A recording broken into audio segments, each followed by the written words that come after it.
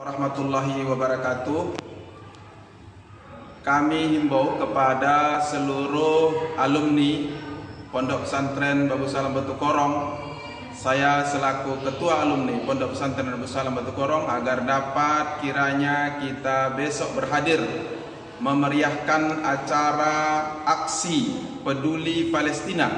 Sekaligus kita akan mengadakan penggalangan dana untuk membantu saudara-saudara kita yang pada saat ini dianiaya, dibombardir oleh jihadis Israel laknatullah. Maka oleh karena demikian, mari kita semangat jihad untuk membela saudara-saudara kita yang pada saat ini membutuhkan uluran tangan kita. Minimal hal ini bisa kita lakukan dan mudah-mudahan bisa dilihat oleh dunia bahwa kita masyarakat Aceh Singkil dan juga tentunya alumni Pondok Pesantren Babu Salam Batu Korong tidak hanya diam dalam melihat situasi dan kondisi pada saat ini di Palestina. Allahu Akbar.